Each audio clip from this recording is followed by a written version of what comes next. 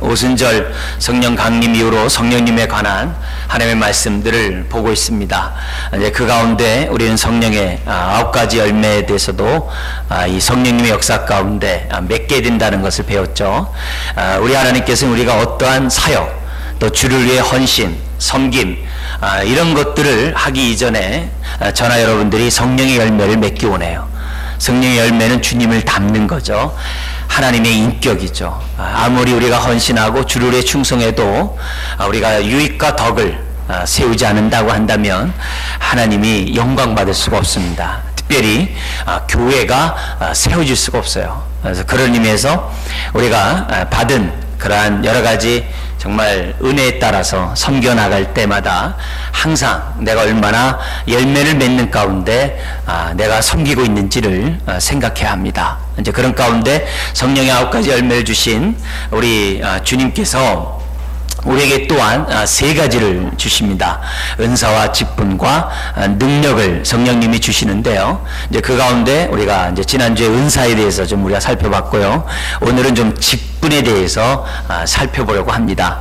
물론 이제 성령님에 대하여 우리가 하면서 우리가 직분을 보고 있습니다만 이 직분은 우리가 성령님만이 역사하는 것이 아니라 성부, 성자, 성령 하나님이 동일하게 역사하는 우리 하나님의 선물인 줄 믿습니다. 이제 그런 의미에서 오늘 하나님께서 성령님을 통하여 우리에게 은사를 주시는데 그 은사를 통해서 또 직분을 주시는데 이 직분들이 도대체 우리가 어떻게 생각하고 또 우리가 어떻게 직분을 잘 활용해야 되는지, 그리고 우리가 이 직분을 통해서 무엇을 이루고 하는지 우리 전체적인 것들을 우리 또 짧은 시간이지만 간략하게 우리가 좀 배우기 원합니다. 그래서 내가 받은 직분을 통해서 교회가 세워지고 하나님 나라가 확장되는 귀한 역사가 저 여러분을 통해 나타나기를 주의 이름으로 축원드립니다.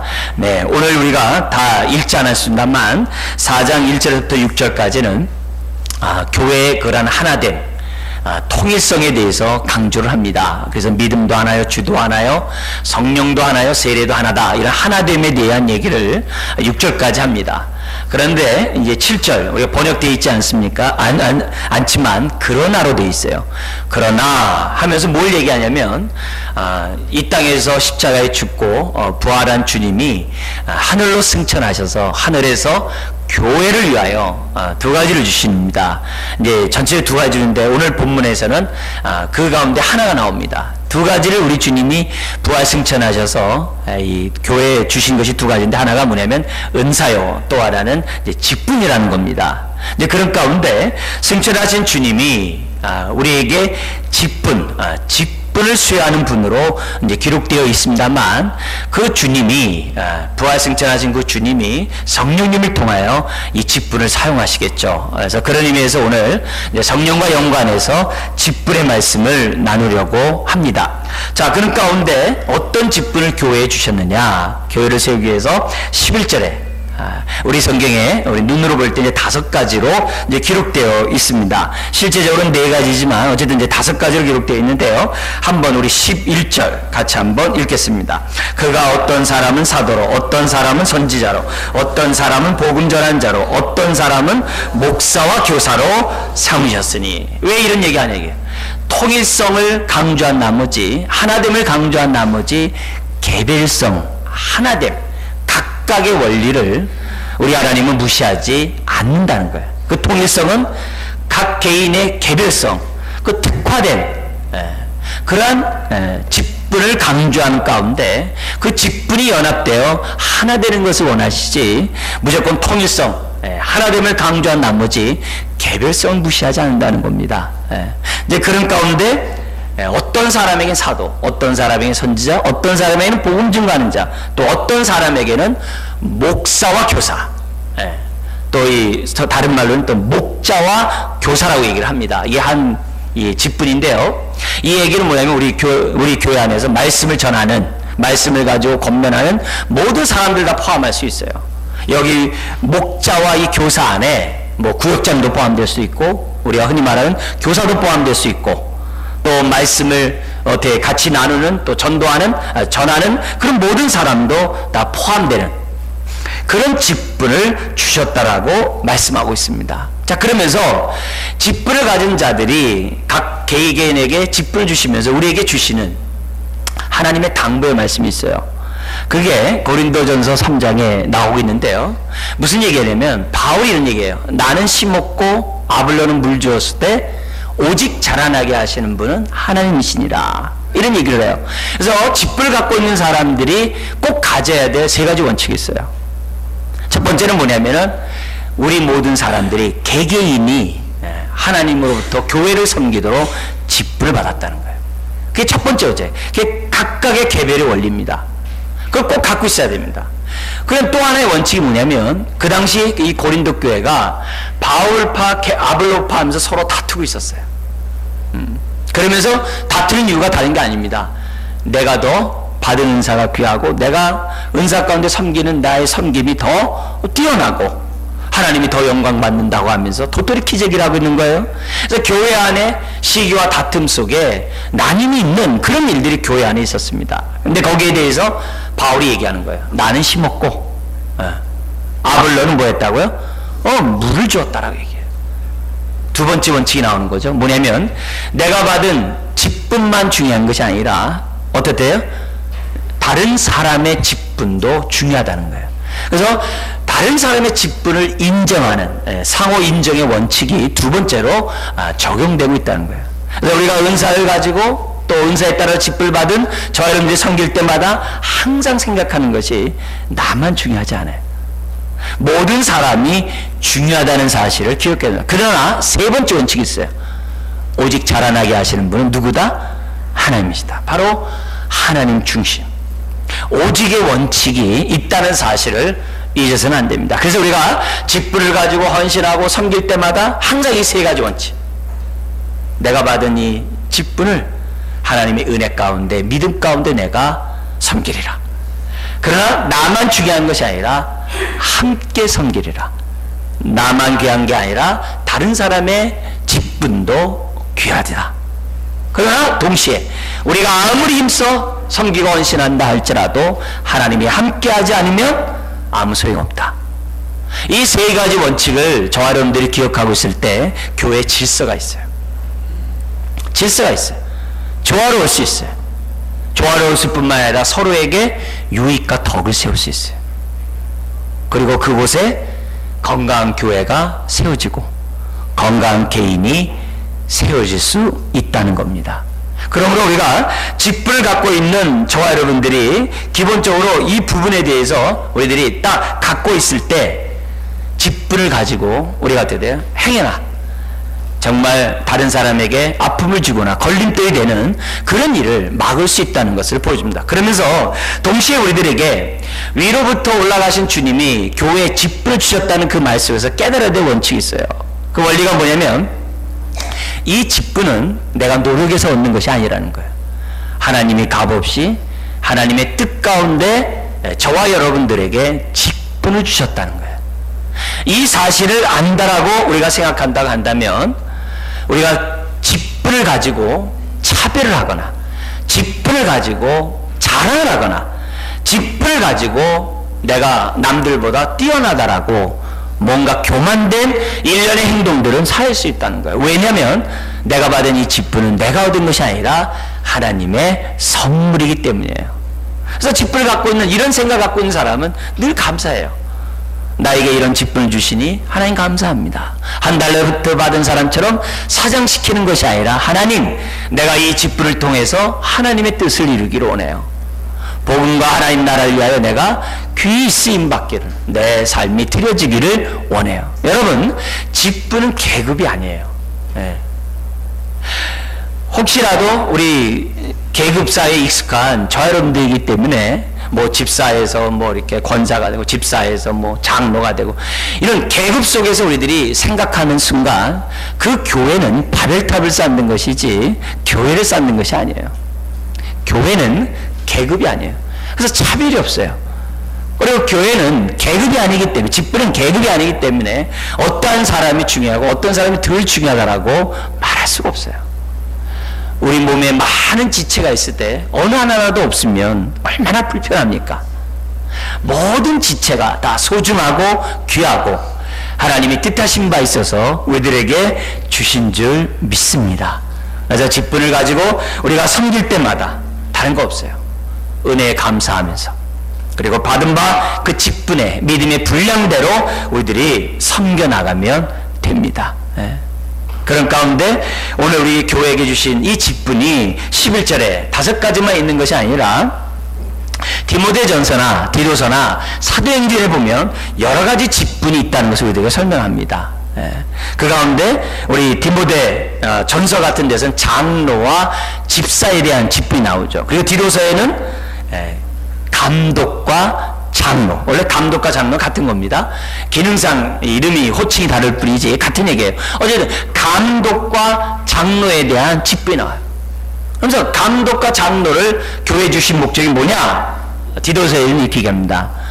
교회를 바로잡고 부족한 것을 채우고, 그리고 성도들로 하여금 주의 바른 교훈 가운데 살아갈 수 있도록, 하나님의 친백성답게 살 수 있도록 세워줄 것을, 교회 안에서나 가정과 사회 안에서 친백성 자녀답게 살아갈 수 있도록 가르칠 것을 위해서 감독과 장로를 주셨다라고 얘기를 합니다. 반면에 디모데전서에 또 사도행전에 보면 집사라는 직분이 있는데, 집사가 주어진 가장 근본적인 것은 구제 때문이었어요. 어렵고 힘든 사람을 돕도록 하기 위해서 집사를 세웠어요. 근데 성경에 보면 이 집사가, 아까 장로에서도 어떤 직분이 있었습니까? 가르침의 직분이 있었어요. 근데 이 집사에서도 마찬가지예요. 우리 사도행전에 보면 스데반 집사가 돌맞아 순교하기 직전에 이 스데반 집사가 많은 사람들에게 예수님에 대해서 증언하는 설교문이 사도행전 7장에 나옵니다. 거기에 보면 구약을 완전히 꿰뚫면서 예수님을 통하여서 하나님의 구원의 역사를 이룰 것이라는 하나님의 그 놀라운 비밀을 갖다가 창세기에 또 쫙 설명을 해요. 그것을 볼 때 그 당시 이 집사가 구제만 하는 것이 아니라 말씀에도 능통했다는 것을 우리에게 보여줘요. 뿐만 아니라 빌립 집사가 있었어요. 이 빌립 집사는 사마리아 성을 갖다가 정말 복음화하는데 귀에 쓰임받았던 집사였어요. 그리고 그의 딸들은 선지자였고, 나중에 바울이 구제비를 가지고 예루살렘에 올라갈 때 그 집에 기거하면서 같이 교제했다는 기록이 있는 걸 보면, 이 빌립 집사가 단순히 구제만 하는 것이 아니라 교회도 세우고 또 전도도 하고 많은 능력을 행하면서 사람들을 세워나갔던 것을 성경 보게 됩니다. 자, 그러면 우리가 뭐 목사나 장로나 권사나 집사나 여러 가지 직분을 가져요. 그리고 그 직분에 따라서 조화롭게 질서 있게 헌신하고 섬겨요. 이것과 함께 동시에 우리 개개인들에게 어떤 직분이 있다는 겁니까? 하나님의 말씀에 능통하고 하나님의 말씀을 가지고 복음을 전하고 하나님의 말씀을 가르치는 이 직분의 사명 또한 저 여러분들이 감당해야 한다는 것을 우리에게 보여줘요. 목사만이 아니라 장로, 권사, 집사, 모든 직분이 말씀 사역의 교사로서 그 사명을 감당해야 한다는 것을 성경 복합적으로 이게 보여줍니다. 아닌가 다를까? 성경에 보면 우리가 겉으로 드러난 목사, 장로, 권사 이런 집사, 직분 외에 예수 믿기만 하면 주어지는 직분이 있다라고 성경 기록을 하고 있어요. 고린도후서에 기록되어 있는데요. 고린도후서 3장 8절 9절에 보면 모세의 직분이 얼마나 귀합니까? 그죠? 모세를 통하여 200만의 성도들이 가나안 땅을 들어가는데 또 광야 40년의 생활을 갖다가 이 모세가 아름답게 헌신하고 섬기는 가운데 정말 그 직분을 다 했어요. 그런데 뭐라고 얘기하냐면 모세의 직분보다도 탁월하고 영광스러운 직분이 있다는 거예요. 그게 뭐냐면 복음의 직분이라고 그래요. 의의 직분이라고도 얘기해요. 근데 그 의의 직분을 누가 받았냐? 예수 그리스도를 믿는 저와 여러분들이 다 받았다는 거예요. 네. 그렇다고 한다면 복음의 직분을 받은 이유가 뭡니까? 전하라는 거죠. 동시에 고린도후서 5장 18절에 보면 이런 직분이 나옵니다. 5장 18절 무슨 얘기하냐면은 우리 모두가 죄사함 받고 구원받은 자들이다. 근데 구원받은 저와 여러분들에게 직책을 맡기셨는데 화목의 직책을 맡겼다고 그래요. 화목의 직책. 예수 그리스도를 믿는 모든 사람들은 하나님과 원수된 불신자들 하나님과 화목시켜야 될 책임, 직분이 주어졌다라고 고린도후서 5장에 얘기를 합니다. 그렇다고 한다면 오늘 우리가 직분을 갖고 있는, 예를 들어 겉으로 우리가 호칭으로 부르는 목사, 장로, 권사, 집사의 이런 호칭의 이런 직분만이 있는 것이 아니라 본연의 직분이 있다는 사실을 기억해야 돼요. 그것은 하나님의 말씀을 전하는 거예요. 하나님의 말씀을 가르치는 거예요. 이 직분을 목사만이 갖고 있는 것이 아니라 온 성도들이 다 갖고 있다는 사실을 저 여러분들이 기억해야 합니다. 교단에 따라서 여러 가지 직책들이 있어요. 우리 장로교회는 장로교회에 맞게, 침례교회는 침례교회에 맞게, 감리교회는 감리교회에 맞게 직책들이 있어요. 그건 다 뭐냐면 어떻게 하면 건강한 교회를 이룰 수 있을까? 어떻게 하면 이 교회가 하나님께 영광 돌릴 수 있는 교회가 될 수 있을까? 사람들의 그런 생각의 결과 여러 가지의 호칭들이 나온 것이지, 그런 직분이 수여된 그 목적은 다 똑같아요. 자, 그러면 왜 이런 직분이 주어졌는지, 우리 호칭적인 그런 직분을 통해서 주어진 목적을 오늘 본문을 통해서 한번 살펴보기를 원합니다. 12절인데요. 같이 한번 읽겠습니다. 이는 성도를 온전케 하여 봉사일을 하게 하며 그리스도의 몸을 세우려 하십니다. 우리 겉으로 나타난 목적은 세 가지로 나오죠. 첫 번째는 성도를 온전케 하며, 두 번째는 뭡니까? 봉사일을 하게 하며, 세 번째는 그리스도의 몸을 세우는 거다. 왜 교회에 여러 가지 직분자를 왜 줬느냐? 성도들을 온전케 하고, 그래서 그도 자신들처럼 봉사일을 하게 하고, 그래서 그 결과 그리스도의 몸, 교회를 세우도록 하기 위해서 우리 주님께서 교회에 직분을 주셨다, 이렇게 기록되어 있습니다. 그런데 우리가 이 12절을 우리가 그냥 지금 제가 말씀대로 한 대로 읽고 넘어가기는 좀 아쉬운 점이 있어요. 왜냐하면 원래 이 성경에 기록되어 있는 이 부분에서는 두 번째, 세 번째가 뭐냐면, 우리 성경은 봉사일을 해야지만 그리스도의 몸이 세워진다, 이렇게 되어 있어요. 왜냐하면 하게 하며 그리스도의 몸을 세우니라, 이렇게 되어 있기 때문에. 근데 원래 성경은 뭐냐면 두 개가 다 뭐냐면 이렇게 되어 있어요. 봉사일을 하기 위하여, 그리고 그리스도의 몸을 세우기 위하여. 서로 뭐예요? 다 대등절로 돼 있어요. 동격으로 돼 있어요. 그러니까 우리가 뭐냐면 봉사일을 해야 그리스도를 세우는 게 아니라 봉사일도 하고 동시에 어떻게 돼요? 그리스도의 몸을 세우는 것으로 되어 있다는 거예요. 그리고 궁극적인 목적이 뭐로 되어 있냐면 성도를 온전케 하는 것이 궁극적인 목적이에요. 그래서 이 말을 해석을 하면 우리 성경대로 우리가 이해를 하되, 기본적으로 갖고 있어야 될 생각이 뭐냐면, 왜 직분을 줬는가? 그 직분을 통하여 성도를 온전케 하기 줬다는 거예요. 근데 성도를 온전케 하는 그 방법이 봉사일을 통하여 온전해질 수도 있고, 그리스도의 몸을 세워가는 가운데 온전케 될 수 있는 것으로 기록되어 있단 말이에요. 무슨 말이냐? 이게 첫 번째 목적이 끝난 다음에 성도를 온전케 한 다음에 두 번째 봉사일을 하고, 그 다음에 세 번째 그리스도의 몸을 세운다, 이렇게 단계별로 된 것이 아니라는 거예요. 이 12절의 말씀은 상호 보완적이고 동시적인 거예요. 우리가 온전케 된 만큼 봉사일을 할 수 있고 그리스도의 몸을 세울 수 있어요. 또 어떻게 돼요? 봉사를 하고 그리스도의 몸을 세우면 세울수록 뭐 할 수 있는 거예요? 온전케 될 수 있어요. 이게 계속 주거니 받거니 하면서 쳇바퀴를 돌면서 상호 보완적으로 이 말씀이 기록되어 있다는 사실을 저와 여러분들이 기억해야 합니다. 자, 그런 가운데 우리 순서상 우리 설교하고 듣기 좋게 우리 한번 잘라서 우리 한번 보도록 하겠습니다. 첫 번째는 왜 직분을 줬느냐? 성도를 온전하기 위하여. 여기 온전케 한다는 단어가 탈골된 뼈를 바로 맞춘다, 이 뜻이에요. 일상생활 속에서 썼던, 그 당시에 사용했던 단어입니다. 탈골된 뼈를 바로 맞춤. 그게 온전함이에요. 온전합니다. 그렇게 돼야 우리가 뭐예요? 생활할 수 있죠. 마찬가지입니다. 왜 목사와 교사를 줬느냐?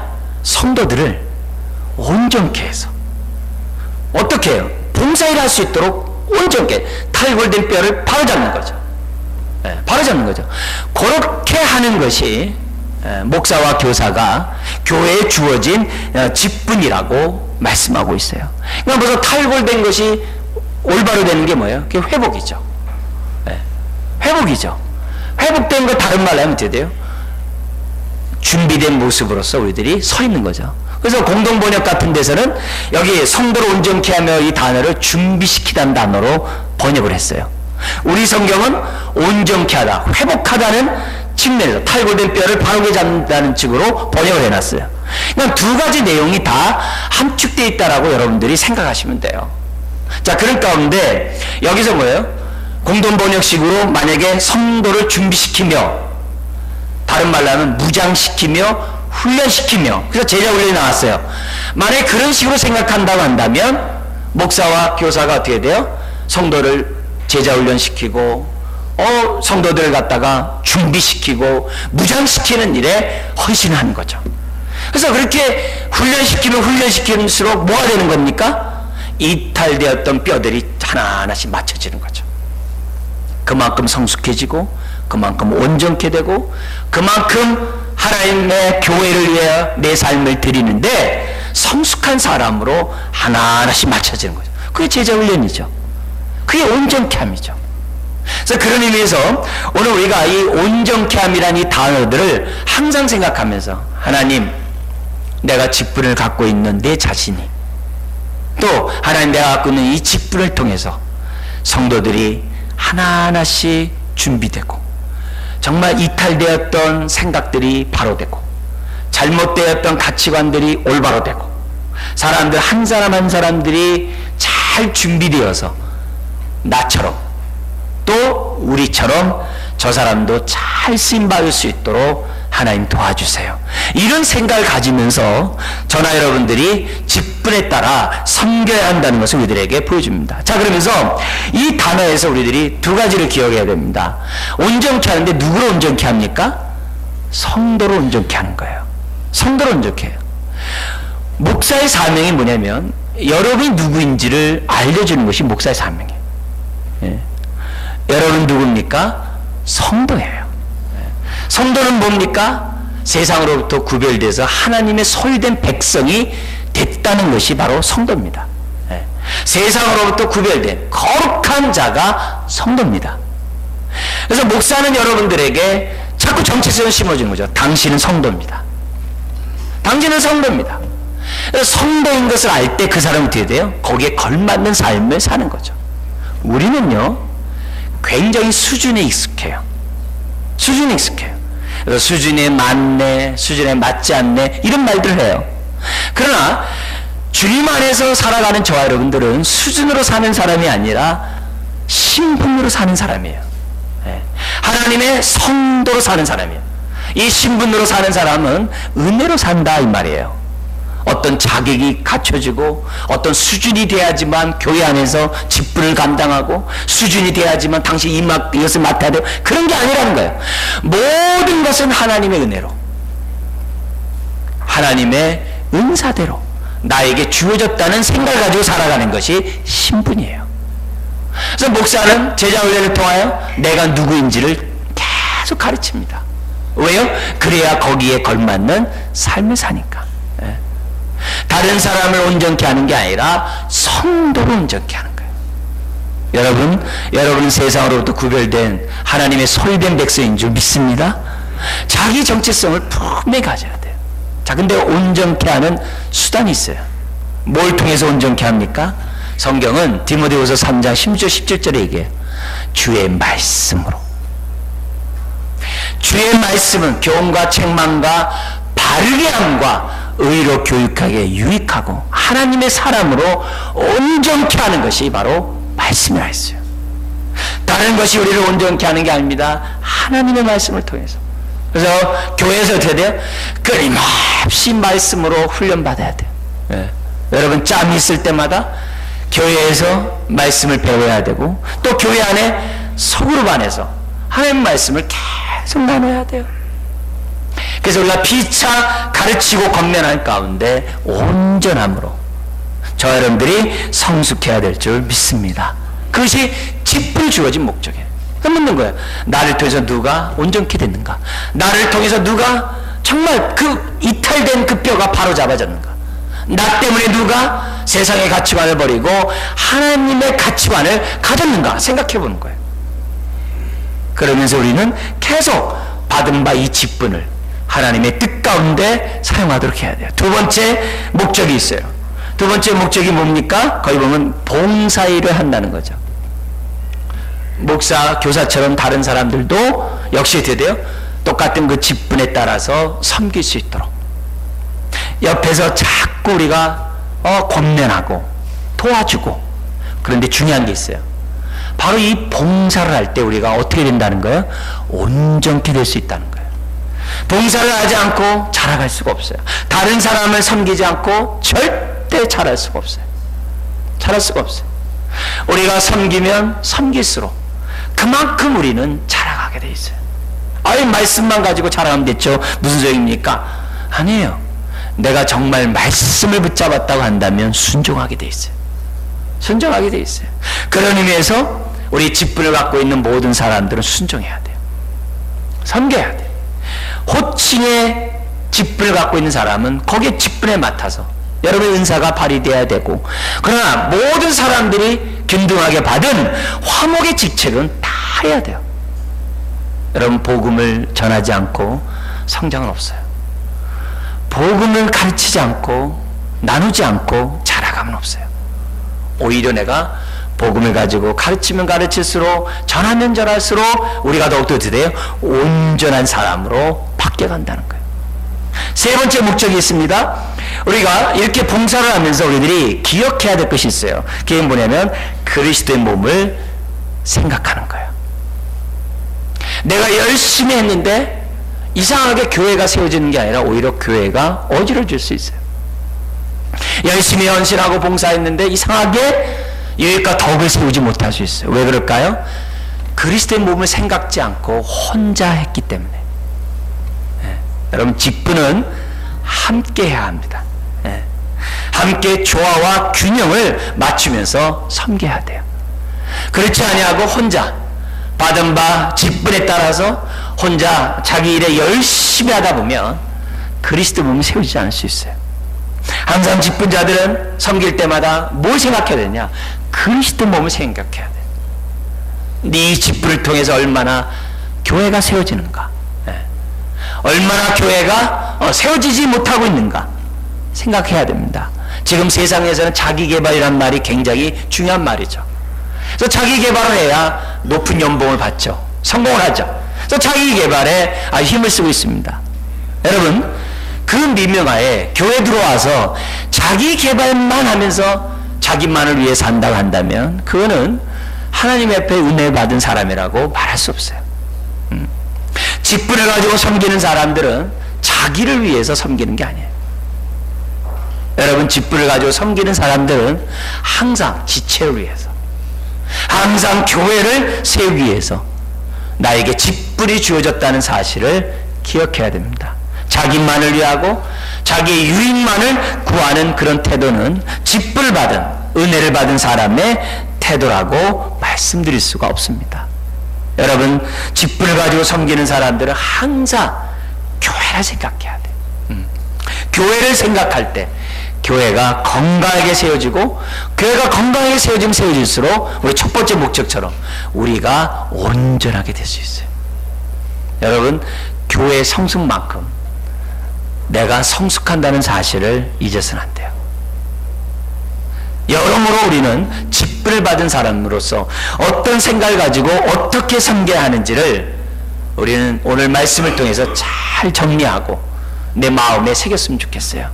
여러분, 우리가 봉사, 그것은 바로 그리스도의 몸을 세우는 것인데, 그리스도의 몸을 세우면 세울수록 우리가 온전케 된다는 이 사실, 또 온전할수록 그리스도의 몸을 세울 수 있다는 사실 또한 생각하면서 우리가 항상 오늘 이 말씀들을 마음에 꼭 깊이 간직했으면 좋겠습니다. 자, 그러면서 이 바울을 통해서 하나님은 우리가 그리스도인을 세울 때 어떻게 세워야 하는지를 구체적으로 13절에서 16절 우리들에게 설명하고 있습니다. 우리 짧은 시간이지만 한번 13절에서 16절의 말씀을 한번 생각해 보면서 나는 이렇게 교회를 섬겼는지, 나는 이렇게 봉사했는지, 또 이런 가운데 내가 온전케 됐는지 한번 우리가 좀 정리했으면 좋겠습니다. 첫 번째, 우리가 어떻게 내가 그리스도의 몸을 세울 수 있는가, 어떻게 해야 하는가, 어떤 생각을 가지고 그리스도의 몸을 섬겨야 되는지를 이제 설명하고 있는데요. 첫 번째는 13절 16절 전체에 기록되어 있는 말씀입니다. 우리 성경에는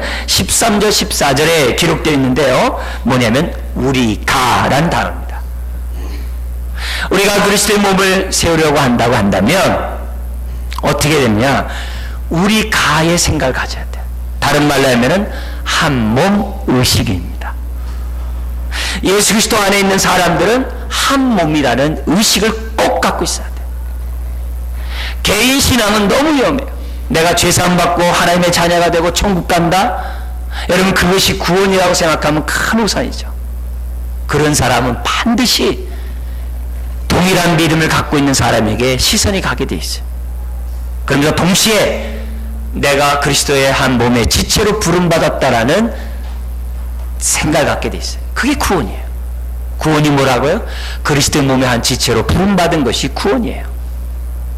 그래서 내 신앙은 반드시 공동체 신앙을 가져야 돼요. 그런 의미에서 우리가 교회를 세우려면 어떻게 되는가? 우리가 생각을 가져야 돼요. 우리는 한 몸이다. 그리스도의 몸을 세우려면 한 몸이라는 생각을 반드시 가져야 돼요. 개인 신앙만 가지고는 교회를 세울 수가 없어요. 그리고 그 신앙은 온전할 수가 없어요.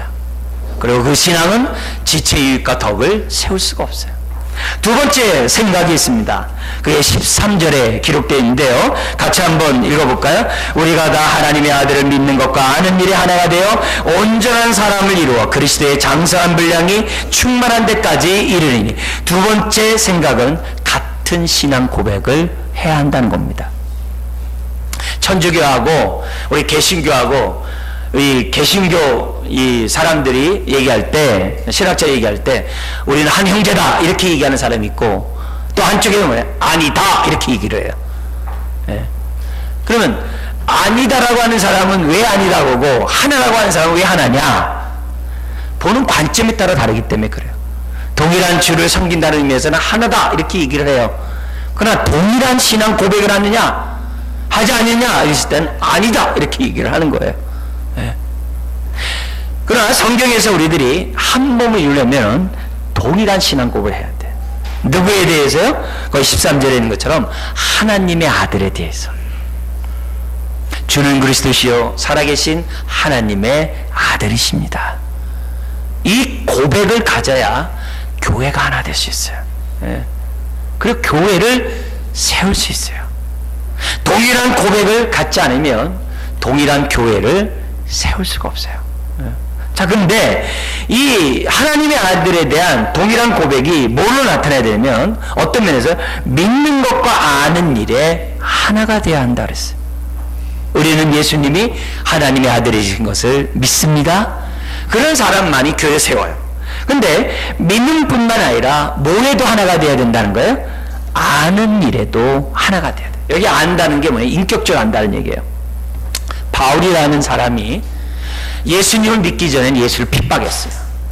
그는 가말리엘 문안에서 어려서부터 뭐냐면 최고의 학부를 배운 엘리트였어요. 그리고 바리새인이었어요.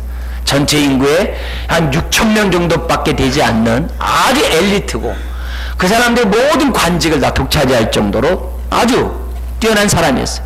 그뿐만 아니라 순수한 혈통을 가진 유대인이었어요. 자랑할 것이 너무 많은 가문에서 또 학벌에서 많은 스펙을 가지고 태어나고 자란 사람이 바로 사도 바울이었어요. 네, 그 전에 이제 사울이었죠. 그랬던 그가 예수님을 만나는 그 순간에, 아는 순간에 자기가 자랑하고 붙잡고 의지했던 그 모든 것을 배설물같이 여기게 됐어요. 옛날에 자랑하던 것이 그렇게 부끄러울 수가 없어요. 오히려 배선물 같지. 왜요? 그리스도를 아는 그 지식이 너무 고상하기 때문에. 교회를 세우려면 어떻게 해야 됩니까?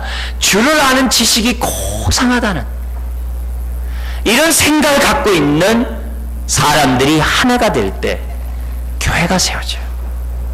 이게 바로 동일한 신앙 고백을 갖고 있는 사람들의 특징입니다. 동일한 신앙 고백을 갖고 있는 사람들은 서로에 대해서 교제하기를 사모해요. 왜요? 그가 만난, 그가 경험한 그 주님을 나도 만나야 하기 때문에, 나도 경험해야 하기 때문에.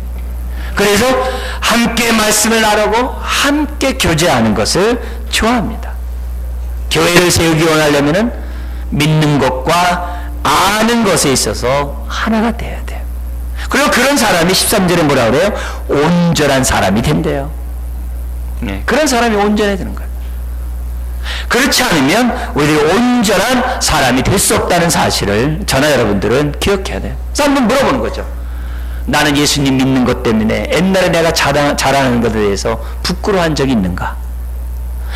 내가 예수 믿기 전에 내가 붙잡았던 그것을 나는 정말 폐쇄물처럼 버린 경험이 있는가 없는가? 있어야 교회를 세울 수 있습니다. 세 번째, 우리 14절부터 16절에 나와 있는 내용인데요. 그 핵심은 15절에 있습니다. 그에게까지 자랄지라 그는 뭐라고 되어 있습니까? 머리니 곧 그리스도라 그랬어요. 세 번째는 뭐냐면 주님과 하나가 돼야 돼요. 이게 무슨 뚱딴지 소리입니까? 제 친구들이 미국에서 많이 목회를 하고 있어요. 제일 많이 눈물 뿌리면서 고민하고 마음 아파하는 것이 뭐냐면 교회가 주님과 하나 되지 않는 그 부분 때문에 괴롭다고 얘기를 해요. 무슨 말이냐면 그냥 모임이에요. 네. 그냥 우리 지금 2014년도 한국에서도 가장 큰 문제가 뭐냐면 동아리로 전락돼 버린 것이 가장 큰 문제예요. 교회가 끼리끼리 모이는 거예요. 그냥 인간적인 관계로 모이는 거예요. 교회가 하나님의 사명으로 하나님의 생명으로 모이는 게 아니라 교회가 그냥 마음에 맞는 사람들끼리 그냥 그리고 또 자기의 필요와 유익을 얻기 위해 그냥 기분 전환으로 심지어는 모이고 있다는 거예요. 그러니까 점점 서구와 닮아가지고 한국교회 지금 뭐냐면 심각한 문제로 되어 있습니다. 젊을수록 너무 심해요. 그런 의미에서 교회가 하나 되려면 어떻게 돼요? 우리들끼리 하나가 되는 게 아니라 주님과 하나가 돼야 돼요. 머리신 주님과 연결이 돼야 돼요. 그래서 머리로부터 온몸이 통제를 받아야 되고 머리로부터 연결돼야만 해야 돼요. 골로새 교인들이 왜 이단에 빠졌느냐, 왜 잘못된 생각에 빠졌느냐고 딱 얘기해요. 너희는 그리스도의 머리를 꽉 잡지 않았다 그랬어요. 오늘 우리가 자칫 잘못하면은 정말 힘들 수 있어요. 네. 우리 미국에 있는 그 교회처럼 막 20명, 30명 시족교회로 전락할 수 있어요. 아주 친족교회로 전락할 수 있어요. 그 현실 앞에 또 친구도 굉장히 괴로워해요. 굉장히 마음 아파하고 힘들어요. 그걸 어떻게 정말 바꿀 수 있을까? 많이 헌신하다가 많은 고통을 당하고 아픔을 당하고 그렇습니다. 여러분, 그러다 다 그렇다는 게 아니겠죠? 우리도 자칫 잘못하면은 지금 이미 우리나라도 아주 팽배해 있어요. 특히 젊은 층들을 중심으로 많이 팽배해 있어요. 이런 가운데 자칫 잘못하면 우리가 어떻게 돼요? 교회가 교회답지 않고 우리들만의 교회가 될 수 있다는 것을 기억해야 돼요. 여러분, 교회는 주님과 하나 돼야 됩니다. 주님과 하나 돼요. 우리만을 위한 그 교회가 어떤 교회겠어요? 어린아이 같은 교회겠죠. 14절에요. 이는 우리가 이제부터 어린아이가 되지 아니하여 사람의 속임수와 간사한 유혹에 빠져 온갖 교훈의 풍조에 밀려 요동하지 않게 하려 함이라. 아까 동아리도 그 중에 하나예요. 여러분, 교회를 다닐 때 마음이 맞는 사람들끼리 신앙생활을 하면요, 여러분 잘못된 길로 가고 있다는 것을 기억하셔야 돼요. 그건 너무 잘못된 길. 우리는 교회 안에서 정말 하나님이 주신 그러한 은혜대로 또한 비전대로 저나 여러분들은 그리스도의 몸을 세우는 사람들이 되어야만 한다는 거죠. 예. 서로에게 선한 사마리아의 역할을 감당해야 하는 거죠. 그래야 우리가 온전할 수 있고 그래야 신앙이 자라갈 수 있다는 것을 우리들에게 보여줍니다. 그래서 이런 얘기합니다. 15절 같이 한번 읽겠습니다. 오직 사랑 안에서 참된 것을 하여 범사에 그에게까지 자랄지라. 그는 머리니 곧 그리스도라. 여기서 사랑 안에서 참된 것을 말하여 우리가 다른 성경에 이렇게 보내겠어요. 사랑 안에서 진리를 붙잡으라 이렇게 돼 있어요. 사랑 안에서 진리를 붙잡. 오늘 우리가 들었던 이 말씀의 진리를 붙잡고 저와 여러분들이 되게 범사에 사랑을 나누면서 그리스도의 사랑을 나누면서 우리가 함께 자라갈 때 우리는 어떻게 돼요?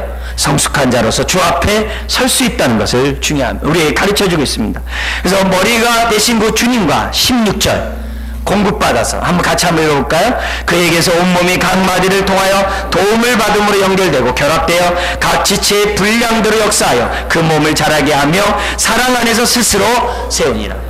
우리는 주님으로부터 계속 공급받아야 돼요. 주님과 아주 친밀한 관계를 가져야 되고 그분의 주시는 그러한 성령님을 우리가 계속 받아야 되고 충만해야 되고 그분의 위로와 그분의 돌봄과 그분과 사랑으로 하나됨을 계속 이어져 갈 때 우리는 자라갈 수 있고 우리는 봉사할 수 있고 우리는 교회를 지속적으로 키워갈 수 있다는 겁니다. 오늘 우리가 말씀을 통해서 한번 생각해 보십시오. 뭘 배웠습니까? 하나님은 성령님을 통하여 우리에게 직분이, 우리가 받은 이 직분이 아름답게 사용되기를 원합니다. 그리고 이 직분을 통하여 내가 온전케 되기를 원해요. 우리가 봉사하고 그리스도 몸을 세우면 세울수록 우리는 그만큼 온전케 될 수 있어요. 그리고 또한 온전한 만큼 우리가 봉사를 정말 합당하게 할 수 있고 교회를 정말 하나님이 기뻐하는 교회로 세워갈 수가 있습니다. 받은 바 직분에 대해 귀히 여기고 또 감사하는 가운데 정말 서로 섬겨나가는 저 여러분 되시기를 주의 이름 부탁드립니다. 기도하겠습니다. 하나님 아버지, 우리에게 귀한 직분을 주시니 감사합니다. 직분을 통하여 하나님의 은사가 아름답게 발휘되게 해주시옵시고 무엇보다도 그리스도의 몸을 세워갈 수 있는 하나님 자녀 되게 하여 주옵소서. 아버지 하나님, 바로 이렇게 섬기는 것이 내가 그리스도 안에서 온전케 되고 성숙해 져간다는 사실을 기억하게 해 주옵시고 오늘 이 말씀을 응하는 교회가 될 수 있도록 하나님 축복하여 주옵소서.